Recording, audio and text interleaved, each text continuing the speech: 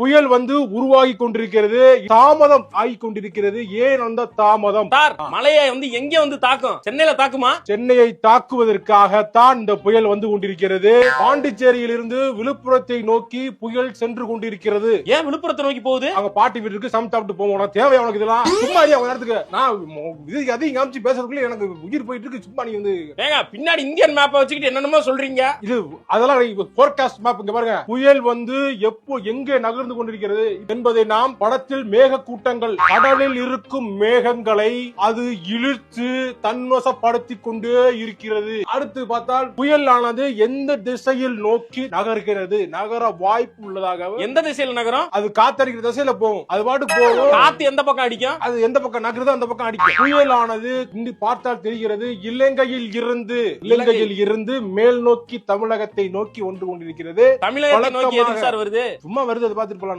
வழக்கமாக மேலிருந்து கீழே இறங்கும் புயல் இந்த தடவை கீழே இருந்து மேலே ஏறுது. ஒரு சேஞ்ச் வேணும்னு அதுவே நினைக்குது போல இருக்கு. புயலானது அங்க இருந்து மேல் நோக்கி ஆந்திரா பக்கமாக செல்வதற்கான வாய்ப்பும். ஆந்திராவுக்கு எதுக்கு போகுது? அல்ல பார்க்க போகுது. தேவையா உனக்கு? சும்மா ஒரு இடத்துக்கு நான் பேசி நீ பேசுற வந்து பேசுற.